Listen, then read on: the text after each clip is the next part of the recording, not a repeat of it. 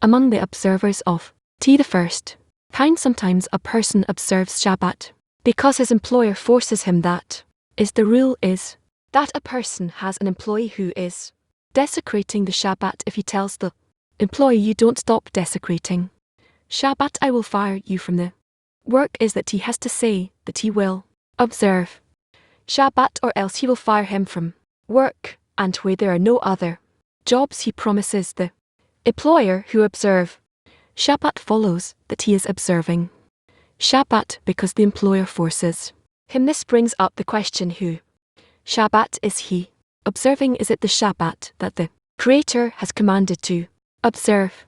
Accordingly, is he keeping the mitzvah commandments of the Creator or the commandments of the employer? Since the employer commanded him to observe Shabbat or else he will have no provision, nevertheless, according to the Jewish law, he's regarded as observing Shabbat. Same rule applies to the rest of the mitzvah. We can put it differently. If a father knows that if he tells his son that he must observe to run with, otherwise he will not support him, since the father knows that if he does not support him, he will have no provision. And according to the father must see that the son observes to run. Here too there is a question. Is he observing? Is it the Creators who has commanded us to observe Torah and mitzvah, or is he observing his father's and mitzvah? Whatever the case may be, he belongs to people who observe. To these are the words of my he who admonishes his friend first will not speak harshly to him, etc. What is this about? It is about matters that concern men, and men, however, with godly matters. If he does not secretly repent, is shamed in public, sin is made known, he's cursed his face and discouraged and cursed until he reforms. Here too there is the question, who is he observing? Those of the Creator or those of the people who are cursing him? However, here too we see that at the end of the day he is regarded as observing. To that is when we consider the act is performing, we find that there is nothing to add to the action. The only question pertains to the intention, meaning to the reason that compels him to observe. Then this is the first kind of observing. To the second kind, he observes because of upbringing, since he was born into an orthodox environment, or one who was born not into an orthodox environment but later came into one that influenced him into observing. To reason for which he observes to is that he was told that by this he will have both the life of this world and the life of the next world. Afterwards he began to see that people who are meticulous about run mit are respected and appreciated. So how others speak to such people who pray more enthusiastically and dedicate more time to studying Torah, respect they receive gives him, or it is a fuel for him, and he too begins to pray more enthusiastically, and he's more meticulous with each commandment and gesture. By this he has the strength to add time in studying Torah. This is already the second kind of observing. To since he wants to observe to our mitzvah out of joy, since he understands that by this the Creator will reward him for keeping his commandments. However, he adds another name to the reason that commits him to observe, that is the respect that he sees that those who observe more diligently than others receive, or besides the respect, those who are meticulous about have other things that the public commit them to work more. It can be money or anything, but there is another reason for which he must observe, and it follows that on the one hand he's higher than the first kind. Here is observing the Tan mitzvah of the Creator, since he believes in the Creator. It is unlike the first kind, which does not believe in the Creator and observes to out of knowing meaning knowing the punishment that the employer might fire him. This is why he has taken upon himself to observe. However, the second kind was educated into believing in the Creator and observing Torah because the Creator has commanded us to observe T, and the reward and punishment are not in knowing. Brother, he must believe in reward and punishment that the Creator is the one who pays the reward. Said you can trust your employer pay you for the work for your work. Know that the reward of the righteous is in the future. He must believe in reward and punishment, not so in the first kind. They do not have to believe in reward and punishment, rather the reward and punishment are revealed. This means that if he does not obey the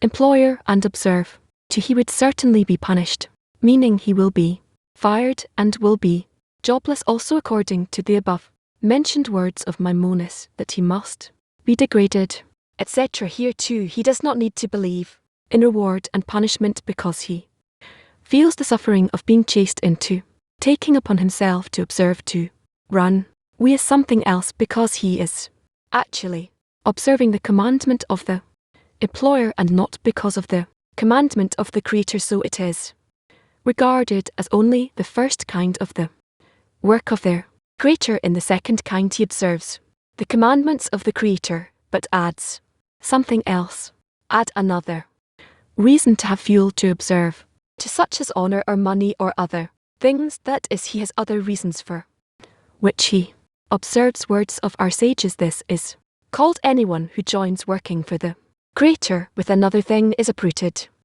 from the world, as it is said, for the Lord alone interpret what it means to join the Creator with something else. According to our way, we should interpret that if he receives another reason that compels him to observe to, it is regarded as being uprooted from the world, since the reason and the cause for observing to RV should be for the Lord alone, meaning that he observes to run because it is the Creator's commandment without addition of another reason. Therefore follows that the main flaw with the ACT is that he blemishes the for her sake, since observing should be because he works and observes the commandments of the Creator, because he's working and serving the Creator. This is why he later comes to ask the Creator to reward him for his work, and at that time he's told, but you also worked for others who obligated you to work for them. Go to them, so they will pay you the reward for the work you did for them. This is similar to someone working for done an Israeli BS company and asking for a salary from Egypt, another boo company. They do not want to pay his salary since he did not work for them. Likewise, when a person demands of the Creator to reward him for his work, he is told, but you worked for people, so they will give you honor or money, etc. So too, and they will pay you to him to the extent of his work, so he is respected. Turns out that by combining the Creator with another thing, meaning that people to commit him to work, blemishes the why this is regarded as only the second kind, and his work is still not complete, perfect and clean kind. He works only for the Creator and not for people. He works humbly. No one knows how much he prays, how much time he studies. Therefore we cannot say that he's working for people, so they will give him something for his work. Brother, he is working only for the Creator, meaning that the only reason that compels him to observe Tov is that he wants to keep the Creator's will. However, he works for reward. It is as my M said, so that no calamities will come to him, and to receive reward in this world, meaning so the Creator will give him health, provision and contentment from the children, etc., or so he will give him the next world. This is the reason that gives him fuel, so he can do the holy work. For this reason this work is regarded as lishma, since the reason that causes him to observe is only the Creator, that he's working only for the Creator and does not add other things to it. That is, he has no other reason that causes him to observe. To this is already regarded as the third kind, because he has no desire to work for someone but only for the Creator. The reason that's all obligates him to observe the commandments of the Creator is fear of punishment or love of the reward. This is as it is written in that there is a person who fears the Creator so that his sons will live and not die, or fears a badly punishment or a punishment to one's money, hence he always fears him. It follows that he does not place the fear that he fears the Creator as the root, because his own benefit is the root, and the fear is its consequence. There is a person who fears the Creator because he hears the punishment of that world and a punishment of hell. Those two kinds of fear, meaning fear of punishment in this world and fear of punishment in the next world, are not the essence of root of fear and its root for this reason, since they are not primarily the fear for fear of heaven. We discern this as the third kind. It follows that this work is called since he worked for the Creator and not for others. 2. That is, he did not take anyone else for whom to work for others too, so others will respect him. He comes to the Creator with a complaint: since I have been working only for you, no one knows what I did in observing, because I have been working humbly. It is only right that you should reward me for my work in this way. We should interpret what our ses said: he who gives a rock a coin to charity, so his sons will live a complete righteous. The reason is that he's observing the commandments of the Creator. Because the Creator has commanded us to give charity, he gives. It turns out that with respect to giving there are no deficiencies here, since he's observing the mitter, the commandment, meaning for the Creator there's no one else obligating him to give charity. Rather, he's asking for the reward from the Creator, that he will pay him for the mitzvah that he's observing and will pay him in return for the labor he has given only for the Creator and for no one else. That is, it is not like the second kind where he joined another, meaning people from the outside, who also caused him to observe and to be meticulous with observing the Torah. It is as they says, this rock is for charity, so that his sons will live, or that he will go to the next world. He is a complete righteous. Rash interprets, he's a complete righteous. In this they did not say that he's working lishma not for her sake, but that he has kept the commandment of his Creator, who commanded to give charity, and even if he intends for his own pleasure, be rewarded with the next world, or that his sons will live. This means that although he is asking for reward for observing the mitzvah commandment, meaning so that his sons will live, or because he wants the reward of the next world for this mitzvah, he is righteous. The fact that he wants the next world is also regarded as wanting reward. For example, that his sons will live is like the above words of the holy.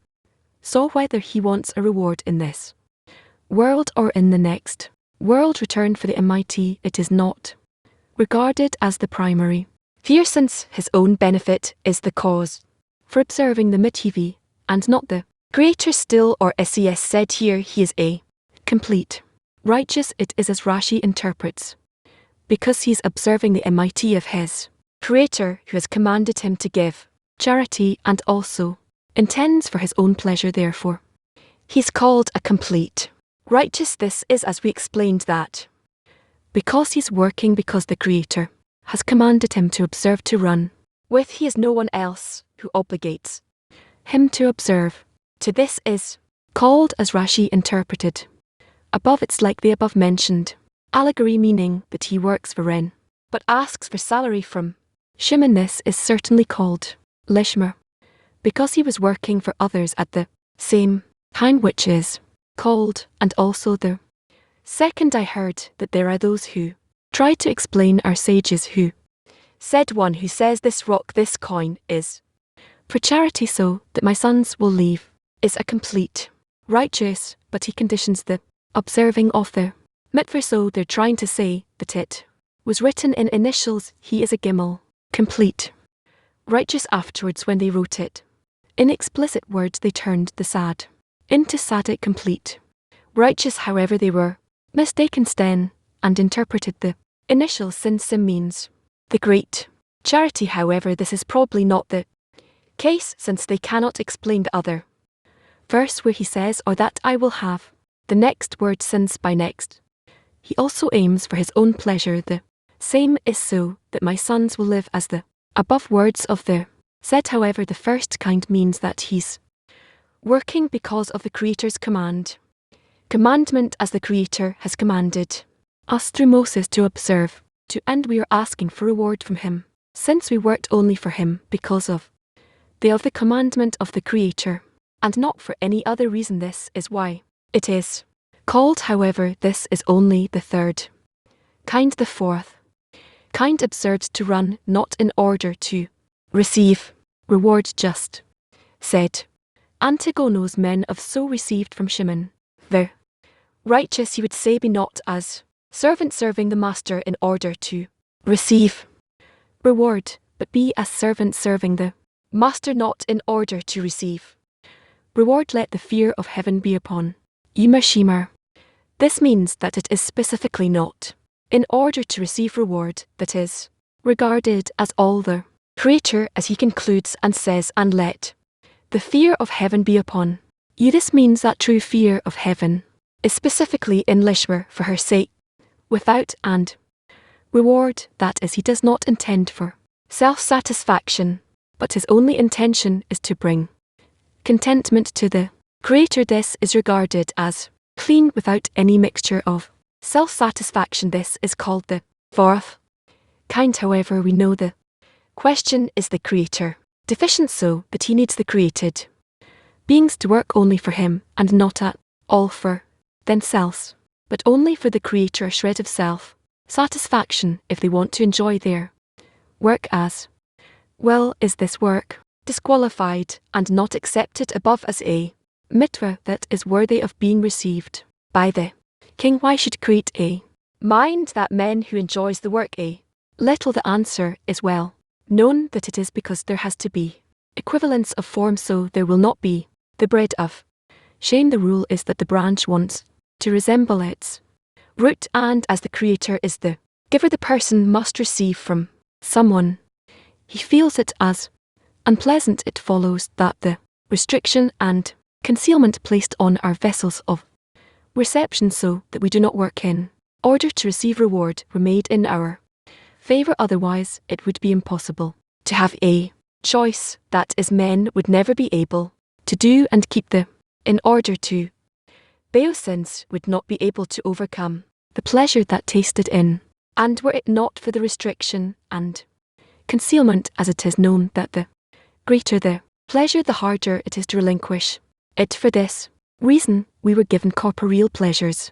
where there is only a very tiny light. The Holy Zed calls a tiny light which fell into the shells at the time of the shattering of their vessels. Also sparks of holiness were added to them after the sin of the tree of knowledge, when pleasures that all created beings chase after, all the was merpies and so on that exist in the world, are because each one aspires to receive pleasure. We are meant to overcome this pleasure and receives everything from a Creator, but a person sees how hard it is to exit self-love and relinquish little pleasures. For this reason, were it not for a restriction, had a real pleasure that exist in were revealed, there is no doubt that there would be no possibility to relinquish the pleasures and say that he's observing to run be because he wants to bring contentment to the Creator. However, man cannot agree to this, meaning to observe without any pleasure. Because of our nature, we were born with a vessel called the desire to receive delight and pleasure, so how can we work without any reward?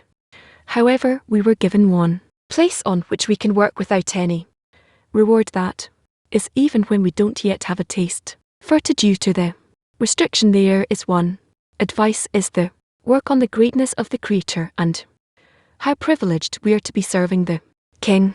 This we do have in our nature, that the little one stands before the great one and has strength and motivation to work for the great one, whom the generation regards as the most important and venerable in the world. To the extent of his importance, we enjoy serving him. This pleasure is permitted to receive. Enjoying from bestow is not regarded as bestowing in order to receive, because bestowing in order to receive means that he desires a reward specifically for the service is giving him. If he works in a factory and knows that the owner enjoys everyone being productive, and anyone who produces more than the usual gives the owner great joy.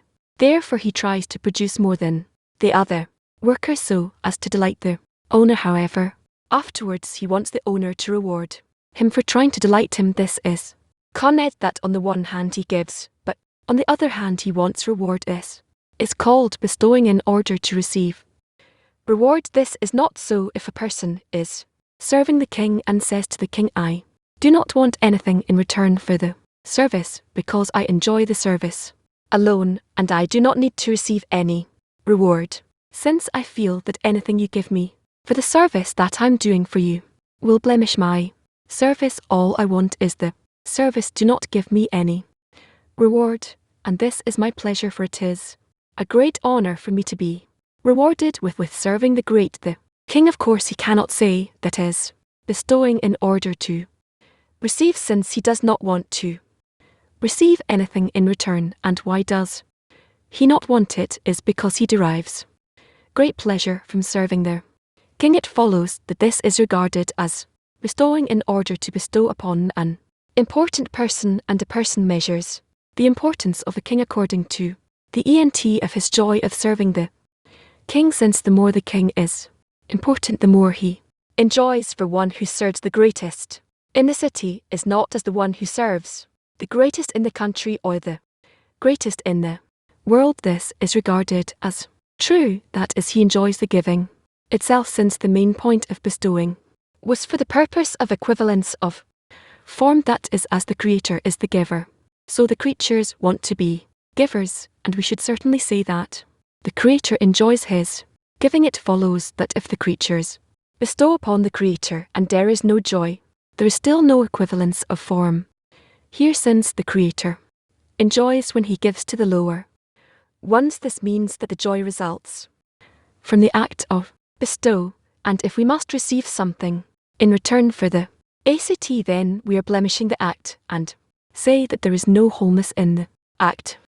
Rather, to have wholeness we must add something, meaning receive something in return for the act, while the act itself is not so important. In truth, if we want to do an act of bestow upon the creator, we must try to enjoy it, because the joy of an act of bestow regards the action, since every single thing that a person wants to do and which is important to him, he gives it a priority to do it first, and the meter by which a person chooses what is the most important is that which he enjoys the most. It therefore follows that if one wants to appreciate the work he's doing for the creator, he can appreciate it only by receiving great joy. That is, if one can try to derive great joy, then he can know that now he's bringing great contentment to the creator by giving to the creator.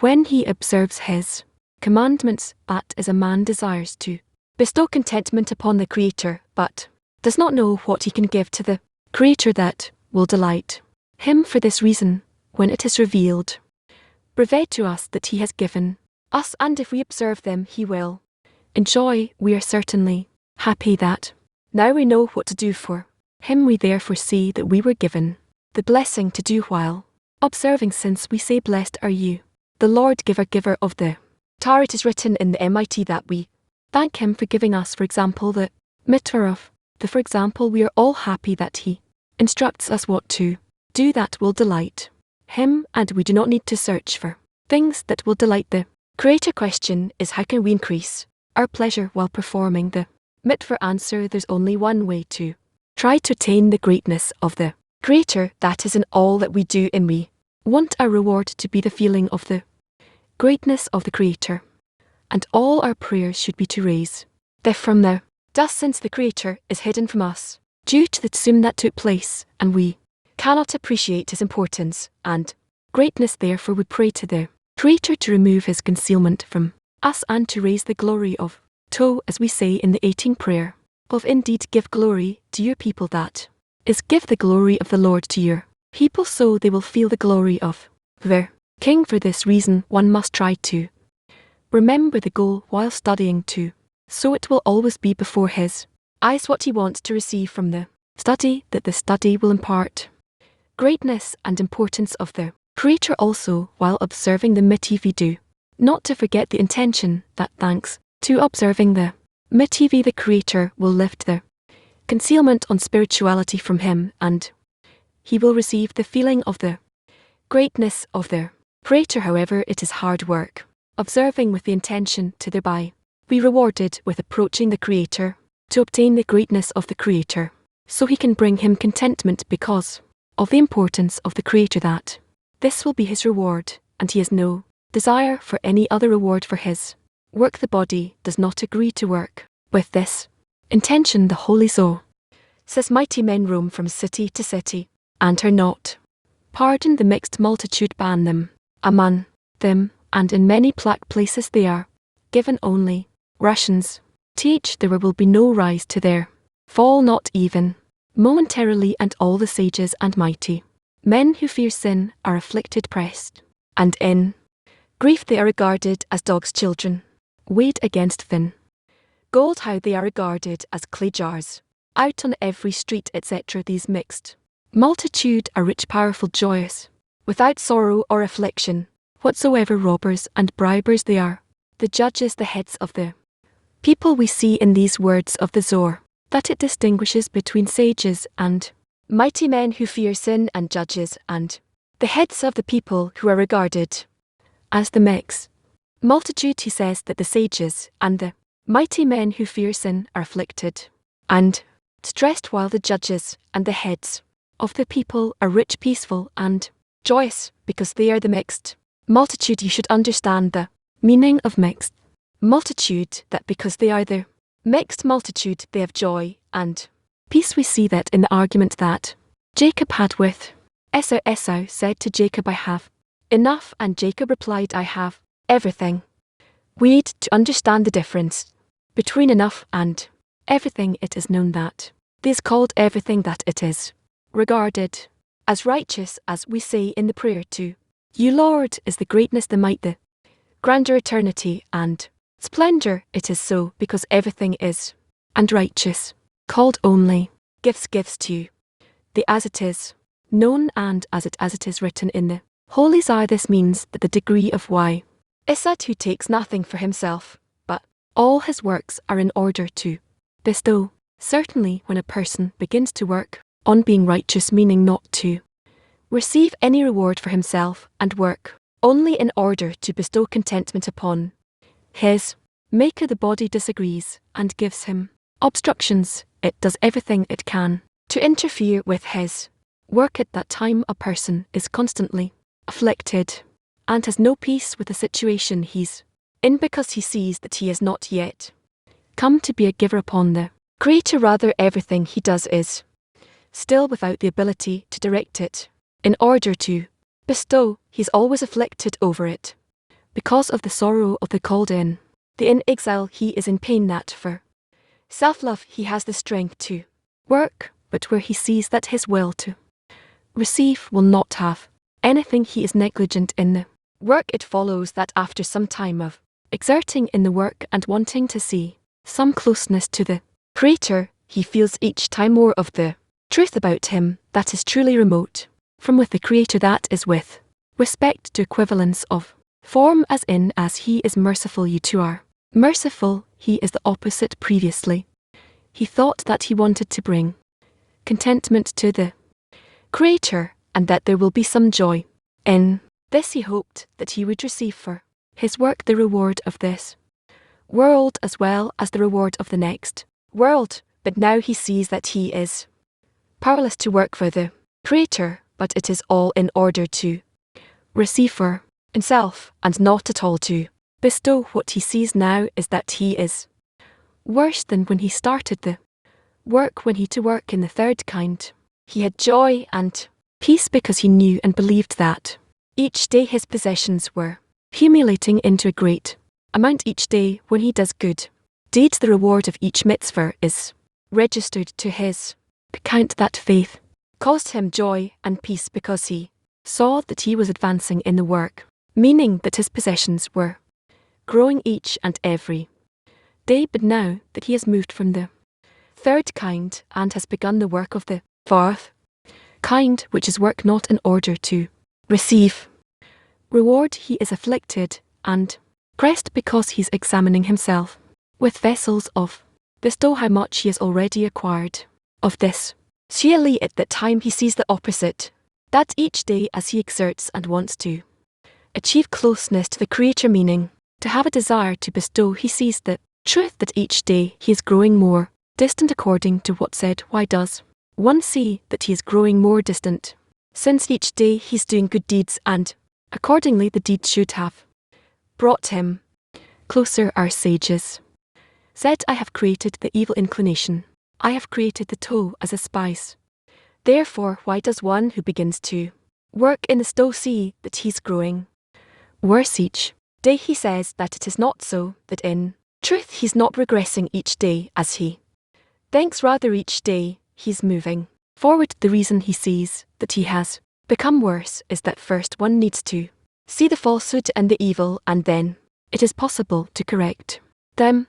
But when a person simply wants to block a hole or a crack in a building and thinks that the hole and the crack are 20 cm long, and he works in toils and finally sees that there are 20 more cm to block, it follows that as long as he does not see the real deficiency, he's working in vain, meaning he's not correcting anything. The lesson is that one thinks he has, for example, 1 kilogram of evil and wants to fix it. He begins to fix, but then sees that there's another kilogram of evil. It follows that he has not corrected anything. But if he sees the full measure of evil in him and then fixes it, this is called complete correction. This is why Bam said that each day when he engages in work in order to bestow, he draws closer to the truth, meaning to see the amount of evil in him.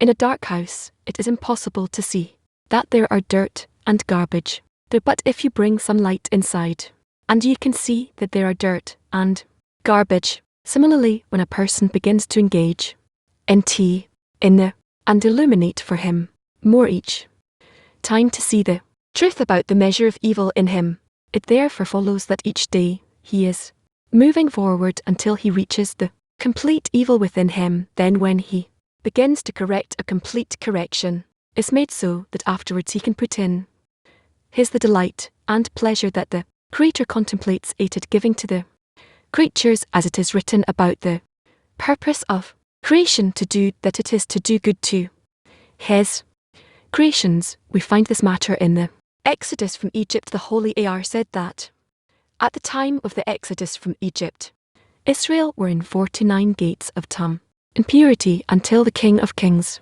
appeared to them and redeemed them. Everyone asks about this. Can it be that the people of Israel, who heard of the mission of the Creator from Moses and Aaron, whom he sent to deliver from exile in Egypt, as the Holy Ar interprets that the exile in Egypt means that the view of was in exile, and Aaron promised the people of Israel that they would come out of exile and enter Hughes. It is as we say in the SHMA reading, I am the Lord your God who brought you out from the land of Egypt to be your God. Accordingly, it stands to reason that each day they should have risen from degree to degree in cuss, especially that they saw the 10 plagues that occurred in Egypt. Still, the Holy Ar says that at the time of the Exodus from Egypt, the people of Israel were in 49 gates of tea. However, each day they ascended in the degree of truth and came close to seeing the measure of evil that they had in the vessels of reception. That is before Moses and Aaron came to tell them that they must come out of the exile in Egypt, which is that shackles from the, as the Holy says, the people of Israel began to move away from them. At that time the Kip of Egypt began to fight them with powerful forces. That is, if Egypt let the people of Israel see that it was not worth it to exit self-reception, and concerning the work of bestow, that let him see that it is difficult and not worth it to work for nothing, that they would not be rewarded with it anyway, since it requires special forces. And the more the people of Israel received strengthening from Moses and Aaron, more the of Egypt came then weakened. Then it was so much so that each time they overcame the argument of the Egyptians that came into their minds, so they would see that it was not the argument of Egypt, but that the people of Israel would think that these thoughts are their own. This is called anyone who is greater than his friend. His desire is greater than him. It means that to the extent of their strengthening, and to that extent the kippot strengthened against them, to the extent of the power of the desire to escape, to that extent the other side must show more power so as to keep him in his domain, so he will not escape. It turns out that in fact the people of Israel drew closer to cuss each day, and the evidence of this is that if it is said that they were in 49 gates of Tum, it is because they have already ascended the 49 gates of, hence there had to be the opposite of the 49 gates. However, before a person completes the work and comes out of the domain of the kippot, he does not see the measure of his entrance into cuss. All he sees that each time he is farther away, because the opposite of reveals the evil in him. Before there is light of, a person cannot see the real form of evil in him, as said above. Precisely when there is light we can see the dirt that's in the house. It follows that one cannot know what he can regard as a good state. That is, it might be that a person feels that he's in a descent, meaning that he sees that he has no desire, for he sees that now he has more passion for self-love, for example, more passion for self-love than, for example, yesterday.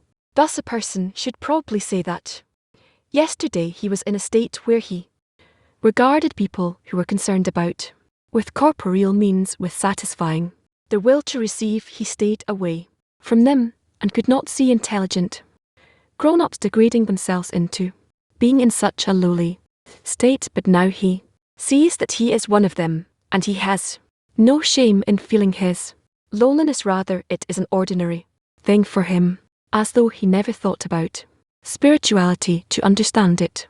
Better, let's take for example when a person must get up before dawn, when he's awakened by the alarm clock, or by a person he feels that he must rise to serve the Creator. He begins to feel the importance of the matter, and therefore rises quick, because the sensation of the importance of serving the Creator gives him strength to get up quickly. Undoubtedly at that time he's in a state of ascent, that is, it is not corporality that gives him strength to work, but to him the spirituality, his feeling that now he will have contact with the Creator in whatever manner, is enough to give him strength to work, and he does not think of anything but the Creator. He feels that now he is regarded as alive, but without spirituality he is regarded as dead. Naturally he feels that he's in a state of ascent. In truth, a person cannot determine his state, that he feels that he is remote. That is, if he is a person who wishes to walk on the path of bestow, he must understand that from above he is given a special treatment, that he was lowered from the previous state, so he would begin to really contemplate the goal, meaning what is required of man and what man wants the Creator to give him. But when he's in a state of ascent, when he has a desire, for he has no need to worry about spirituality. Instead, he sees that he will stay this way his whole life, because he's happy this way. It therefore follows that the descent he has received is for his own good, meaning that he is receiving special treatment, that he was lowered from his state where he thought that he had some wholeness. This is apparent, and is agreeing to remain in the current state his whole life, but now he sees that he's far from spirituality. He begins to think, what is really required of me? What should I do? What is the purpose I should eve? If he sees that he has no power to work, who finds himself in a state of between heaven and earth, then man's only strengthening is that only the Creator can help him, but by himself he's doomed. It was said about this, yet those who hope for the Lord will gain new strength, meaning those people who hope for the Creator. This means that they who see that there is no one else in the world who can help them regain strength. Each time it follows that this descent is actually an ascent, meaning that this descent that they feel allows them to rise in degree. Since there is no light without a cle, it follows that when he thought that he was in a state of ascent, he had no desire in which there Creator to place anything since his CLE was full, and there was no room to put anything inside. Now when he feels that he's in a state of descent, he begins to see his deficiencies and the main reasons that interrupt his achieving difficult with the Creator. At that time he knows what help to ask of the Creator because he sees the truth, the real obstructor. According to the above, one cannot say that the Creator has driven him away from the work of the Creator. The proof of this that he's in a state of descent, meaning that the Creator has thrown him out from the work and does not want him to work for him. This is not so, on the contrary, because the Creator wants to bring him closer. When he felt that he wasn't an ascent, he could not bring him closer because he had no, and in order to give him the Creator had to bring him out of his state and admit him into a state where he feels deficient. Then the can give him help from above, as our sages said. He who comes to purify is the holy soul, asks with what, and he replies with a holy soul. That is, he is being made to feel that the soul is a part of God above, and then he enters the at that time he can go from degree to degree until he completes his soul with respect to what it needs to correct. It therefore follows that in the first kind the reason and the cause of observing is people from the outside. In the second kind the Creator, along with people from the outside, commit him. To third kind only the Creator commits to observing. People on the outside do not commit him, but he himself also causes. In the fourth kind only the Creator is the cause for observing, and there's no other partner who partakes in committing him. This is called for the Lord alone, and this is called mixed multitude. Inside views, that's it. MHM. Shot any questions? Good. Peaceful Shabbat for everyone there. Friends in the world here. It's a tiring, but very beautiful, very succinct, and there's a question that he brings up in there. Text says there's only one advice: to try to attain the greatness of the Creator, meaning all that we engage into we want a reward to be feeling the greatness of the Creator. And so the question is asked, how can you feel the great of the Creator when we still haven't attained him? So, but what we read here, what I understood, is how do we attain the greatness of the Creator so that we can work with him like he says without a reward there. This is can be elaborated on from any other source, a different one, it doesn't matter which one, from which he can obtain even a little bit of the greatness of the Creator. You have to collect these impressions and connect them and become impressed by them. So tell me if I'm wrong. There is a collection device here, and there's a problem because he wrote many a lot of advice, but as soon as I hear one cancel, I go to another one, I go then to another one. Why do you know why? It is natural, because you become incorporated in the things that he's talking about, and then he don't see anything else besides where you're in now and what you're impressed by. Thank you, Ms. Ye, who's there?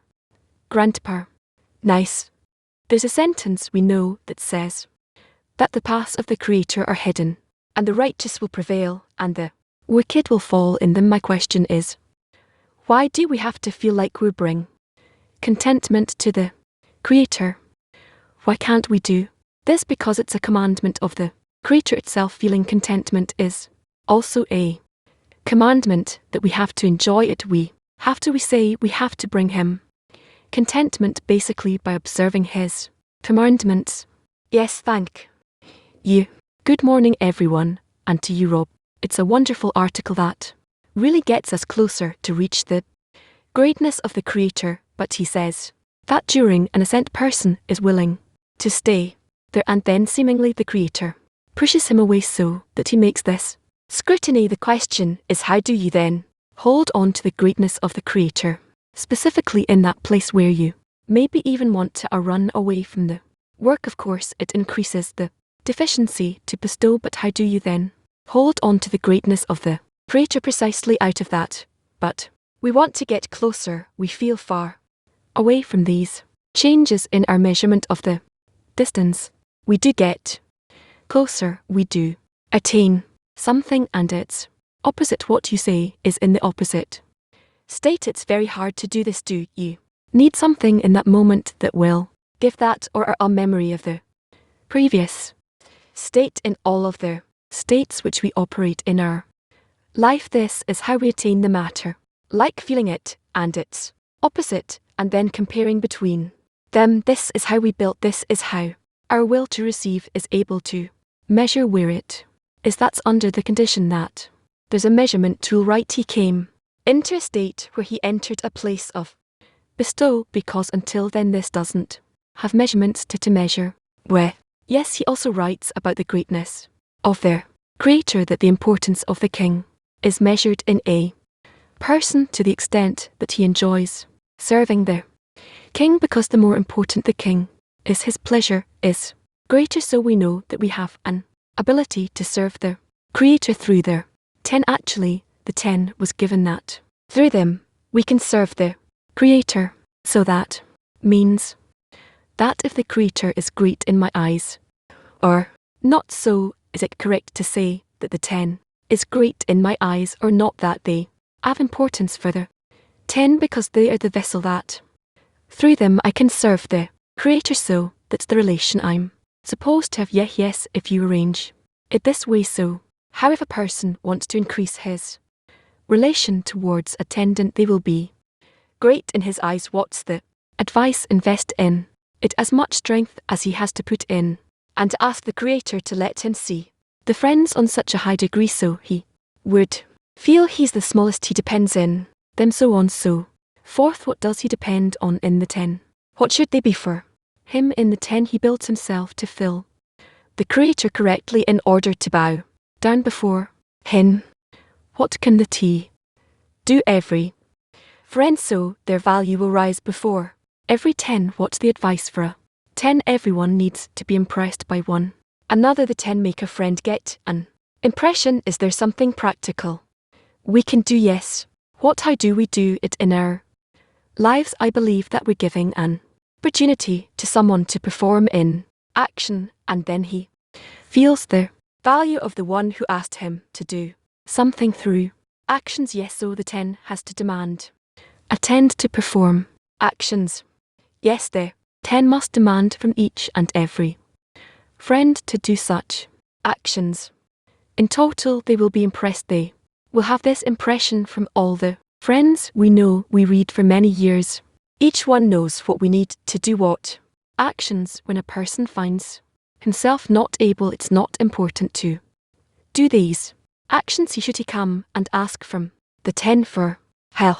Yes, we should demand the 10 to give him the greatness of the creator. That's really the duty of the 10 toward each and every friend in it. Last question: person comes and demands from the 10, give me the ability to see you as great. Something like that, say, right? Yeah.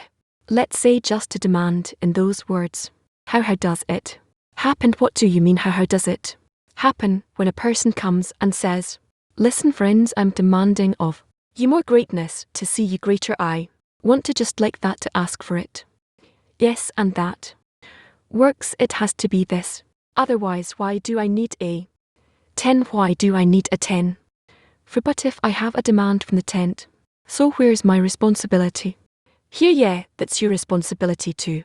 When you awaken yourself to fiend from the 10 pressure the greatness of the creator, everything they can provide you with. Is that right to say that if I demand from the 10 to that extent, they become important to me because I'm already in a demand of course, because without the greatness of the creator that you will receive from the 10, you're lost. Okay, thank you.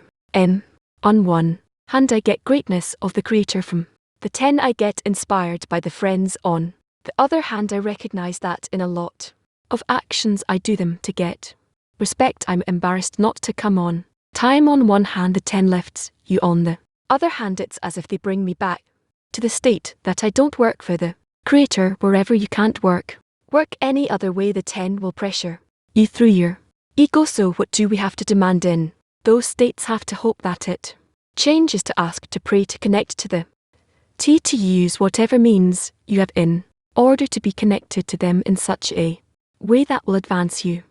What does it mean to keep in the and what is the connection between the advice and the deposits, the commands and the deposits?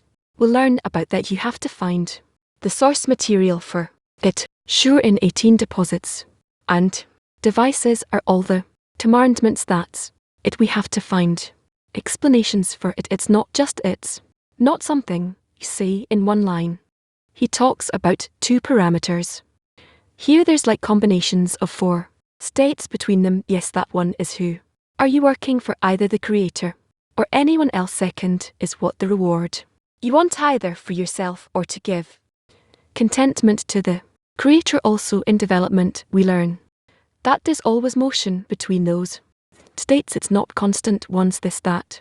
You're always moving back and forth through all these states because otherwise you can't advance even if you reach a last state. So what'll help you keep going? So the question is there our aspiration should that just be to always be in the final state, that we only see the creator before us and the reward is greatness of the creator and that's it? Well, but we have to see this state is this 4th state after all the previous states go through the 1st, 2nd and 3rd stat and 4th state. Then I come to it. So let's see, when we're working in the 10 we can recognize all the states there. Yes, but there has to be a spirit in the T that we're aspiring to always reach the 4th state. So there's what we recognize and what we want to reach, right? Yes, it's the difference between the desirable and what's present. He writes that we need to ask for. There's only one advice to ask for greatness of their creator. In other articles he writes that there's one advice to ask for deficiency to Theo. So I always wanted to ask what's the connection between those 2 requests, or maybe it's the same request. What comes first, what comes later, or first it's a deficiency to bestow, then the greatness of the creator, or maybe the opposite. I didn't understand. He wrote here that there's only one advice to try and attain greatness of the creator, that everything we do in the tower and commandments we want a reward to be to feel the greatness of the creator. Yes, in other places he writes that everything we need to ask for is a deficiency for the quality of bestow, that's going to be what we're lacking, and that'll help us advance their spirituality. So I can connect between the greatness of the creator to a deficiency to bestow. One task for this, one task for that. We always need to see the greatness of their creator, and here the question is, do we need him in order to reach the goal, or is that going to be the goal in and of itself? Again, no, again I, like he, first of all I must share my gratitude that every morning it's like a miracle with Arsh. And he writes here about the transition from the 3rd to the 4th type. Now when he went from the 3rd kind and he started working in the 4th kind, which is in order not to receive a reward, he's in great sorrow because he checks himself through the vessel of bestow how much he attained of that vessel, and he sees the opposite, that every day that he invests forces and wants to reach the greatness of the creator, to have a desire to bestow, then he sees the truth how every day he just keeps moving backwards in that state. Why should a person keep going ahead? What shines upon him? He knows what he has to attain, and he sees that he's going in the opposite direction. Yes, but what do you mean he sees? It's all in his feelings. He has no fulfillment, nothing shining for him. Yes. So what should he do? So I'm asking, in this intersection, in this crossroads, when a person invests and he sees that he's not getting a vessel bow, he's not revealing the creator, that is his purpose. So why should he keep going to the 4th state and not just take a U-turn and go to a place where he does find fulfillment? What makes him go to the 4 states? What shines from ahead? The fact that he studies, that he has a grip, he hears that he has to reach the goal. Okay, so like habit, that's what's going to give a person the forces to keep going, right? So now I want to continue Yakov's question a person invests in the 10 he works he hears what his teachers tell him he does everything he should. And what he discovers is that his friends are small, and he disregards them, and he's greater than them. And then, here in this revelation he has to ask for a correction for his attitude.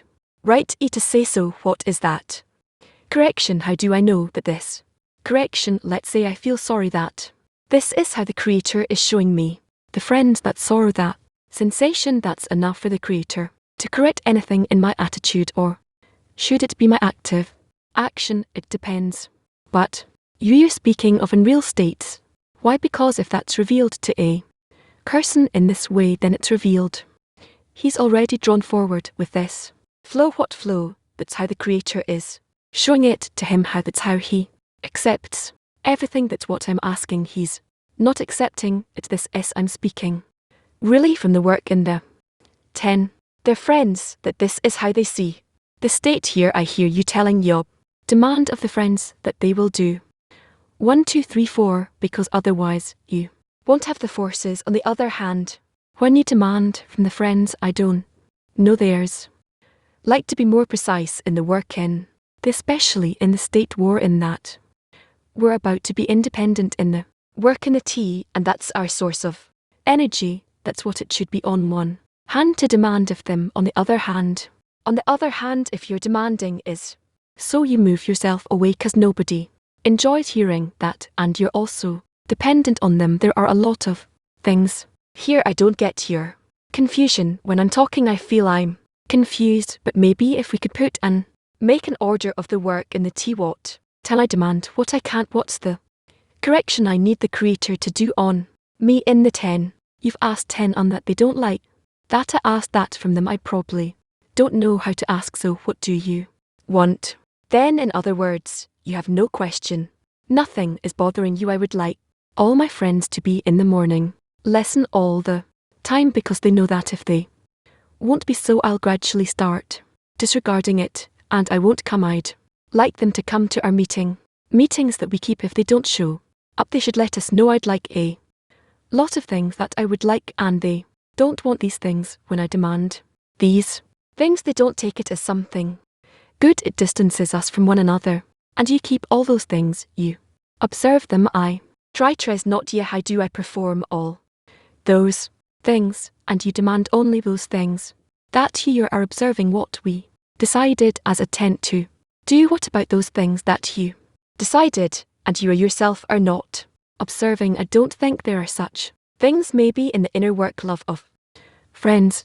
Clear. So friends don't want to reply to your words about advancing, connecting, rising. It's not that. I'm just trying to see if it helps the connection between me and the friends, and I see it doesn't. For years it distances us. I demand, and in the end it separates. It doesn't connect. Then there's so danger of it becoming indifferent. So he comes.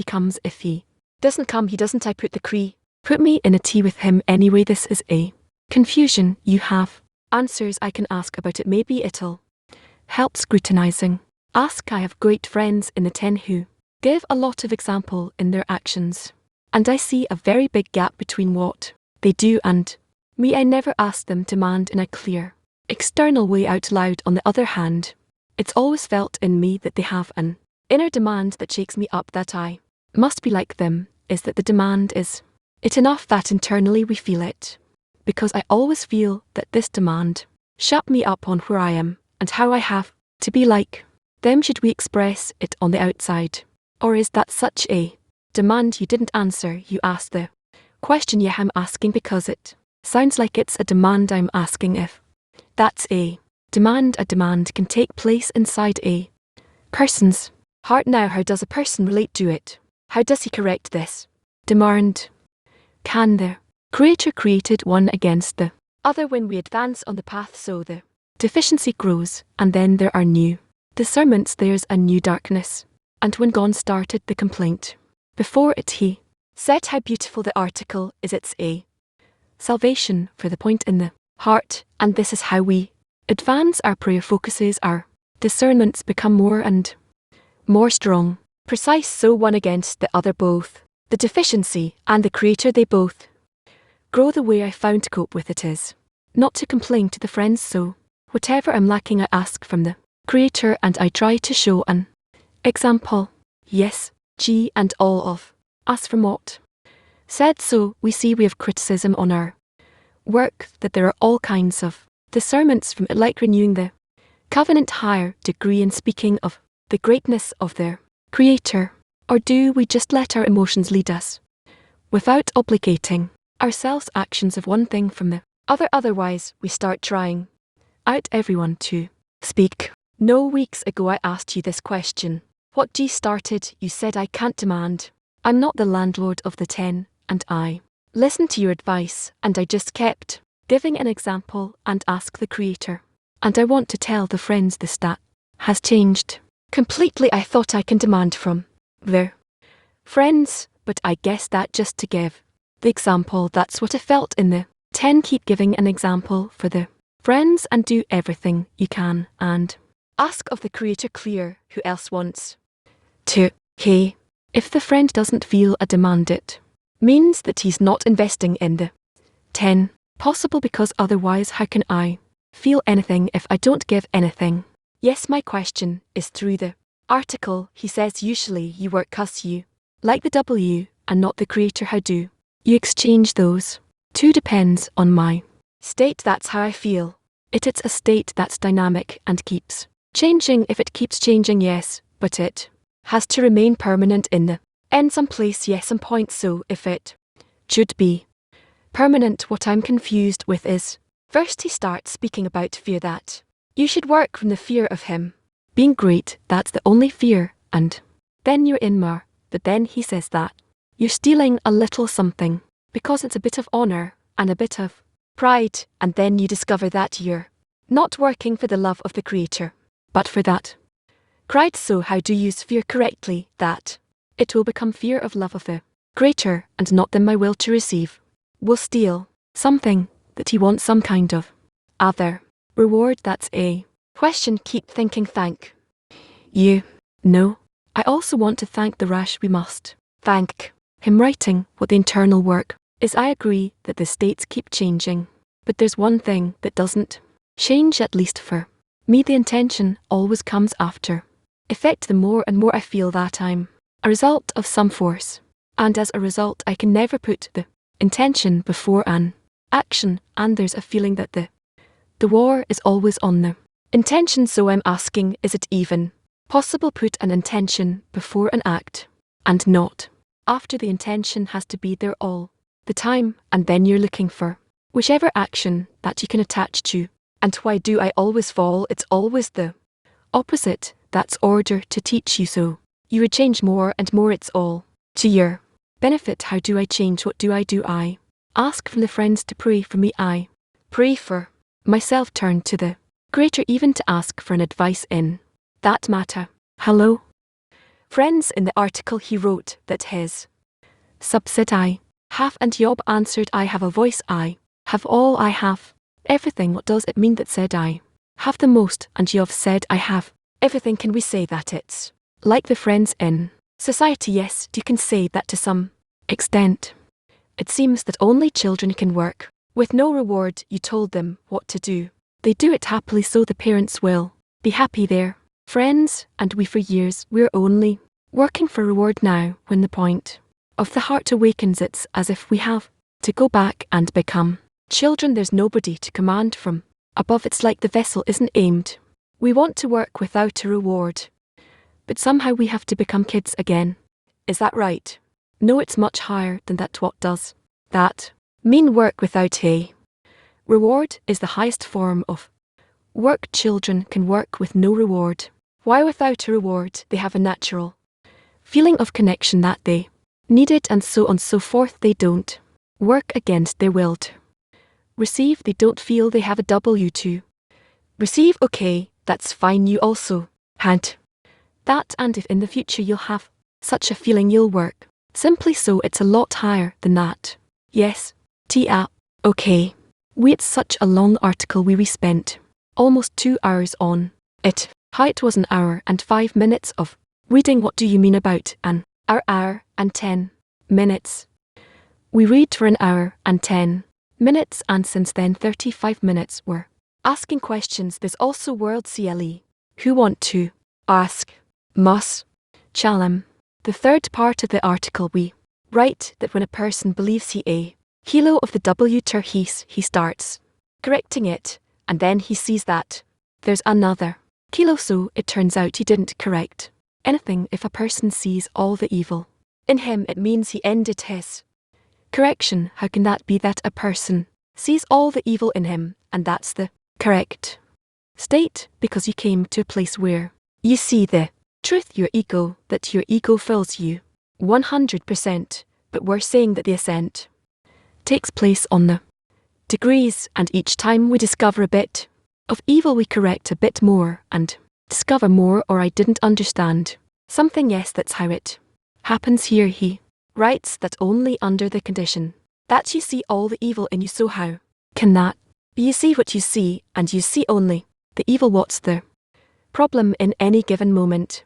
All the evil is in under certain case. So in the end he speaks about the third kind. Creator obligates a person, and sometimes the person is the reason for the keeping of the commandments. What does that mean? That man himself, I can be the reason that obligates me if it all comes from the Creator. No, what we see through a person, what we see through a person. What reading when we started asking questions I want to ask about demanding from there. 10. It seems that there's room for development here, but it's very delicate because I have to check myself before I demand from the friends. So what should I rely on? Should I check if I don't have spies inside me that want to check what's in the friends? And another thing, the fact that I always have to justify their friends and see them is great, so I can just get stuck here. So what point should I demand the greatness from them? How to go through all these scrutinies? I can't tell you. They're all kinds. Try. Gradually, you will acquire your own approach, your own scrutinies. There's nothing you can do about it. Yes, someone raised his hand. What about when a person works when the people obligate him? And I don't see in Ash articles that he ever writes that a person works from his obligating him. Where's that happen? Respect to the from appreciating your teacher. Where is that obligation? I don't know. Typically is the Creator. Let's say look at you, I'm more in my eyes, so I see that you're working because of your teacher. That's the most outstanding thing about you, let's say. So I'm asking, what's the role of the teacher in obligating a person to reach B? Still, I don't think we should scrutinize it. It's only going to be a place for confusion, only a source of confusion. Okay, thank you. I do what I have to do as much as I can in order to pass you the material, and that's what I'm trying to do. That's if what's the right attitude towards a teacher, cause I feel that most of the path I feel an obligation from you. That's what I feel on myself. So how to use the teacher in the right way? Just scrutinize what's not so clear from their text.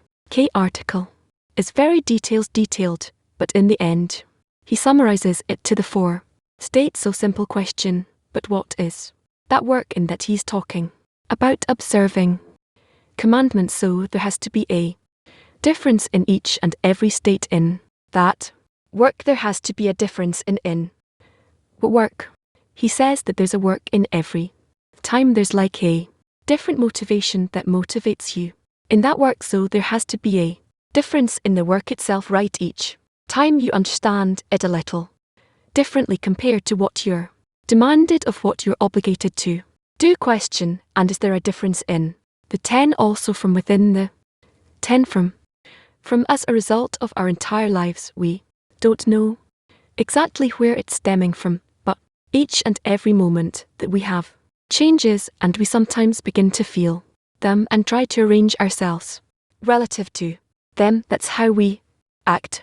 Can from the point of view of their deficiency in the 10 relative to each and every friend. I think that we are at a point where we can see the greatness of each and every friend, and we can already detect that the argument CL complaints against a friend, which is me. The question is, what is the 10 that obligates a person? That's not felt so much there are complaints relative to that the greatness of the Creator depends on the upholding of the tenness entity that obligates a person, that he feels that there's something that obligates him. Yes, we need to connect the 10 and turn to the Creator from behalf of the 10. Yes, certain that we need, but how can we make it happen? I can't make complaints against the friends I want it to happen, but how does it happen, Rob? No, you all need to demand it of yourselves in this way together. Try to connect and turn to the Creator. So what can I do for to make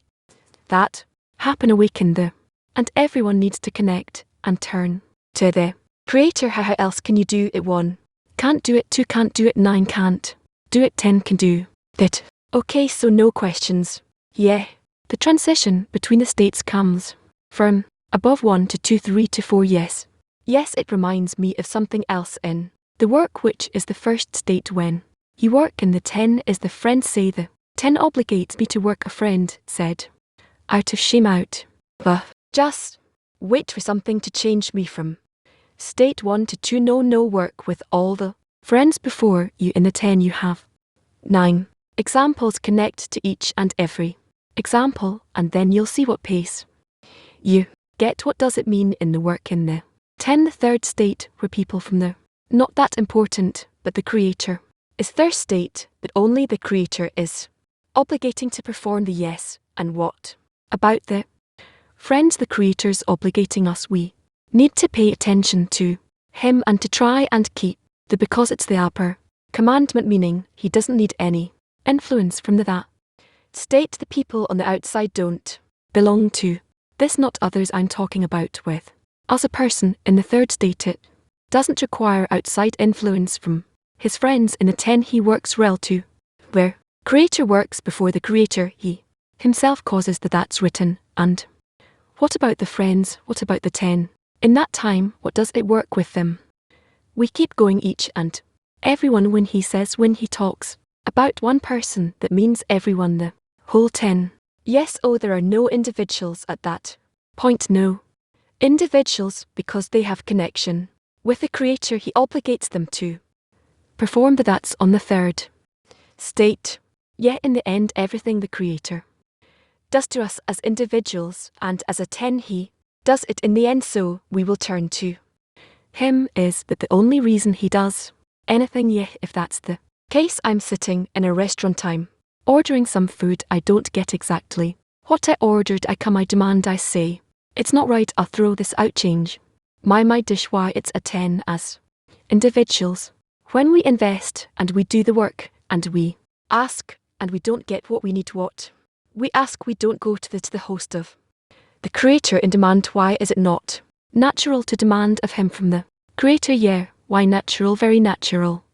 Turn to him. In the end, people may look kind of claims, but the claims are toward him, not toward the friends. It's toward the Creator. We should demand that of him. That's our development on the fourth degree, that we turn to the Creator. So we need to come to a state like a little child who can do nothing, no action without his parents. Yeah, we have to reach such a feeling that no action, doesn't matter what it is, you cannot do it without the Creator's help.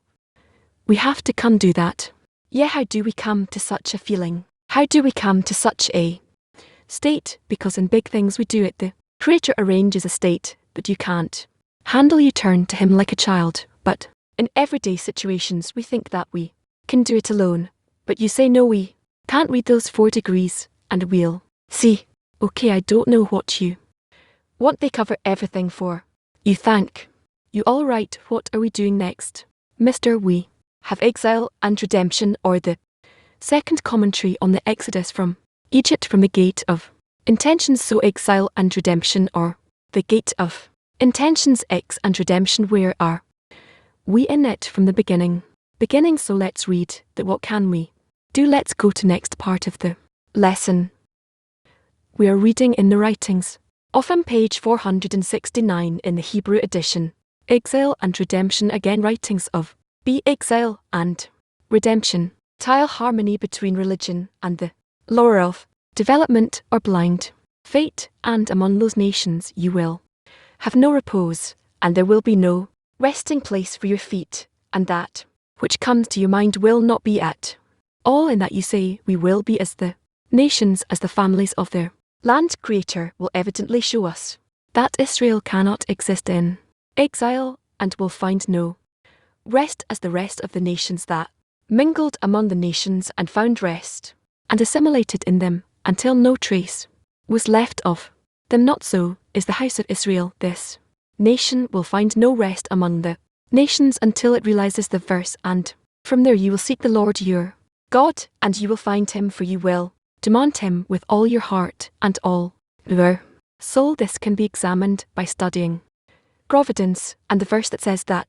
states about us the Torah is true and all its words are true, and woe to us as long as we doubt its truthfulness, and we say about all the rebuke that is happening to us that it is chance and blind fate, and this has but one cure to bring the troubles back on us. We should clarify this matter by the law of development itself, the nature of the steadfast gardens that we have attained through the Holy Torah, as in the path of Tar in Providence. See the article. The freedom a far more rapid development than the other nations has come to us, and because the members of the nation developed so, there was always the necessity to go forward and be extremely meticulous with all the commandments of the Torah, because they would not do so but wished to include their narrow selfishness, meaning Lishma. Not for her sake this developed the ruin of the first temple, since they wished to extol wealth and power above justice as do other nations. Because the Torah prohibits this, they denied the Torah and the prophecy and adopted the manners of the neighbors so they could enjoy life as much as the selfishness demanded of them. Because they did so, the powers of the nation disintegrated. Some followed the selfish kings and officers, and some followed the prophets. That separation continued until the ruin, and in the second temple it was even more noticeable, since the beginning of the separation was publicly displayed thereby, and virtuous disciples headed by Andos against our sages revolve primarily around the obligation of Lishma for her sake. As our sages said, wise men, be careful with your words, because they did not want to retire from selfishness. They created communities of this deplorable kind and became a great sect called Thyme, who were the rich and the officers pursuing selfish desires unlike the path of Torah, and they fought against Thyme, and they are the ones who brought the Roman kingdom's rule over Israel. They are the ones who would not make peace with the imperious, as our sages advised according to the Torah, until the house was ruined and the glory of Israel was exiled. Clear what makes Israel want to be assimilated among the nations, because they are on the same degree as the nations of their world, and that's why they want to be like them, even though the Creator keeps awakening them to be more and more, a bit more so against that they want to go down. It's like Israel has no grasp or anything like floating in the air. Right, because in this world Israel has nothing to hold on to that connects with the matter of Lish. While obviously coming out of that state is incorrect, it's by overcoming TMA. But actually, what can you do sounds extremely problematic. On the one hand, when Israel went down to Egypt, they went down because they suffered great famine, and that's why they went down to Egypt. It's not the same as the exile he's describing here, which is stopped listening to our sages and started focusing on richness and power. And so each and every period has something of its own. The Egyptian exile seems correct, seemingly, and the other exile seems just to leave Israel in such a state where all that's left is to get to receive blows. The main is the exile on Egypt, that from there we go out to receive the Torah. Seemingly in the last 2,000 years of exile, Israel didn't have an opportunity to observe love your friend as yourself. We didn't reach that state yet.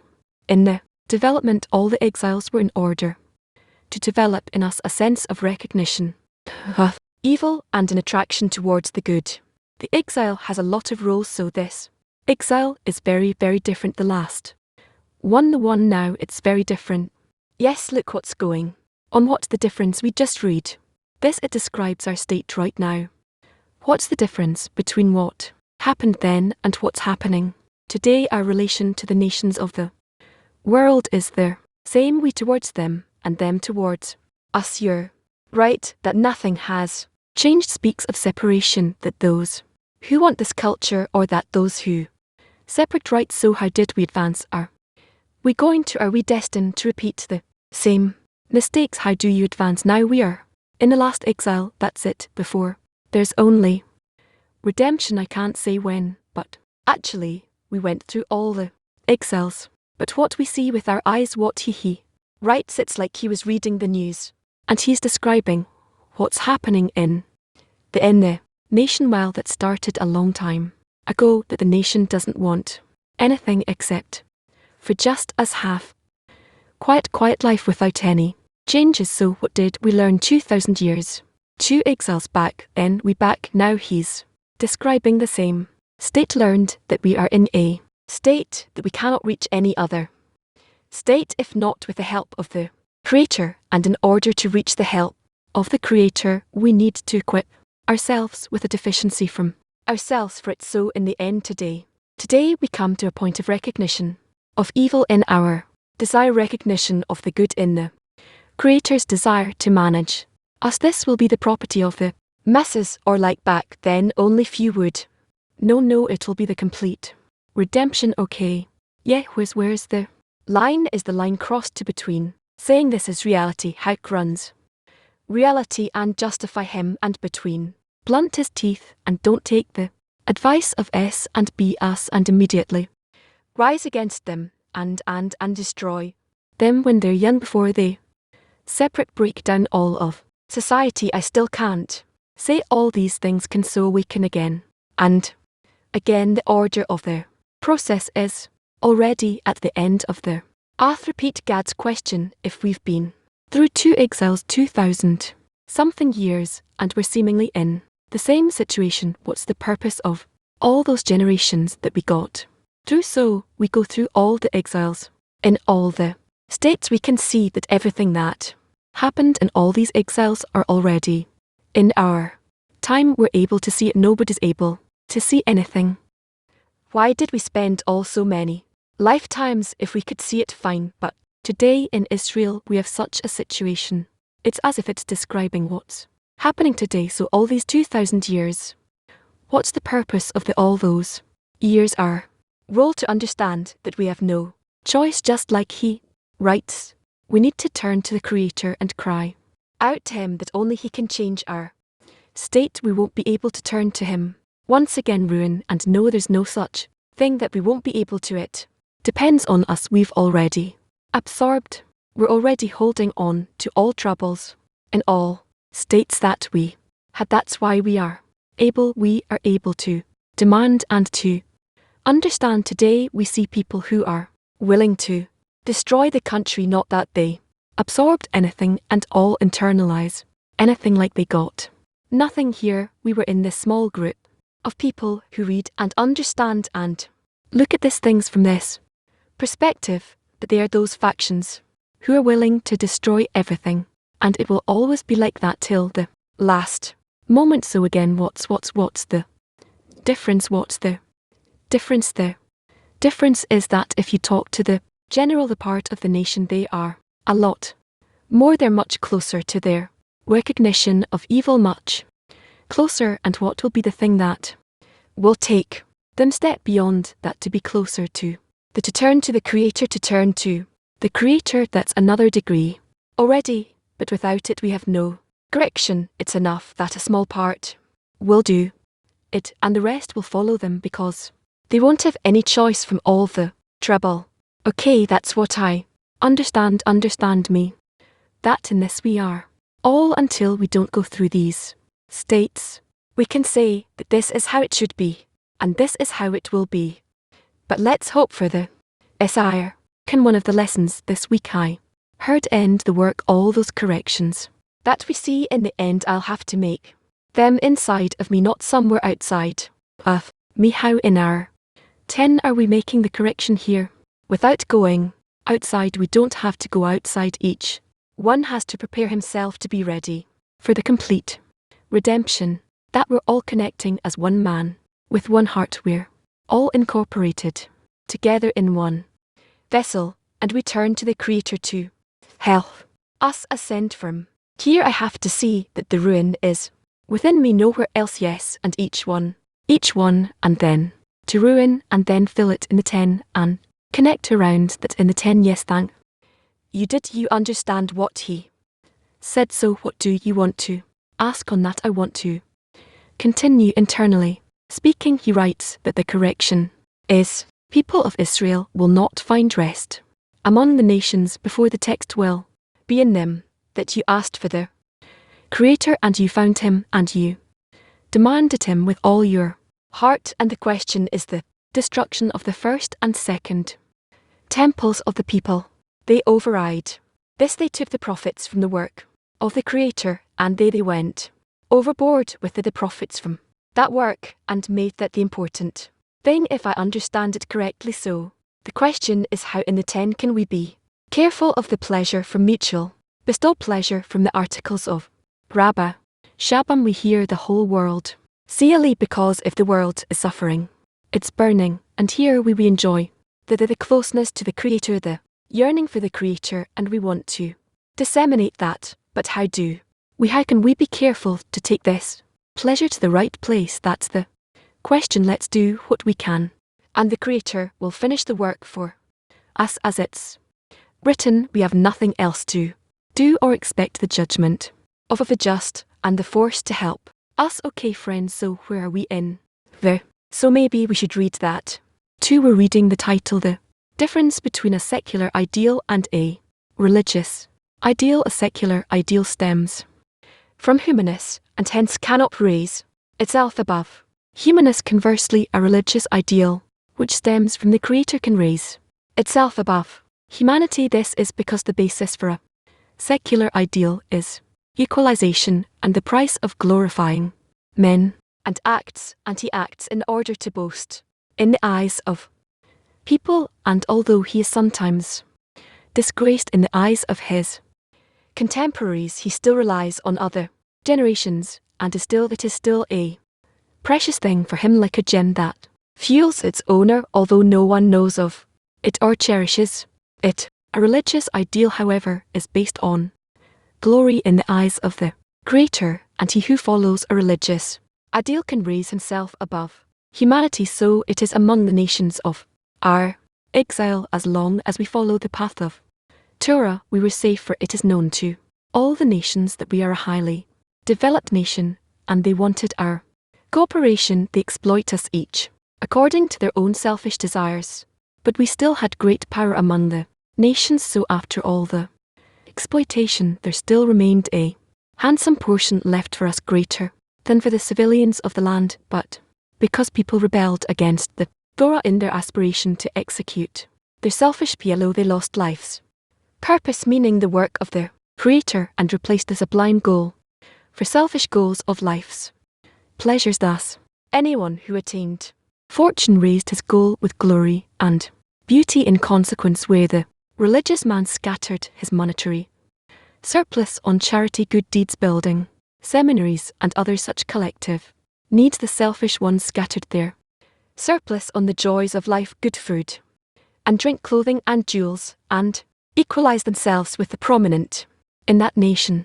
By these words I only mean to show that the Torah and the natural law of development go hand in wondrous unity, even with blind fate. Teach the bad incidences in the exile, which we have much to tell from the days of our exile, were all because we embezzled the Torah. We kept the commandments of the Torah. No harm would have come to us, God forbid. All right, clear, that's not difficult to understand. I mean not to actually keep it.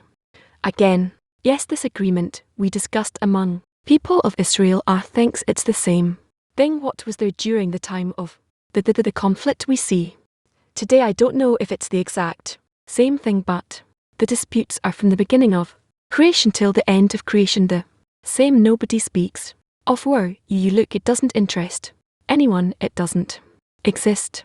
Right, it'll be good. What can I Say okay, what do we have? D. I know up on Passover, let's tell all the friends that we're entering a very special period as we feel already in the preparation to these special lessons about Passover. So as we see, Passover is going to be from 22nd to 29th of April. Have a meal every day all together. There'll be 9. Everybody from your families are invited. There'll be safe seats for families, just like last time. We lowered the prices of the meals in order to make it easier for the families. Please just notice where registration times for the meal, and in advance we're thanking all the friends that are taking duties in cleaning our home for Passover, working in the kitchen.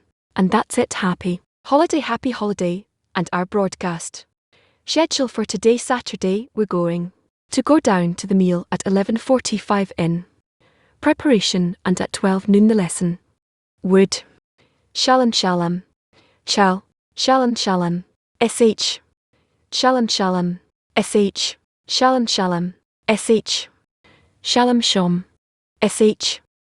Watch this. SH.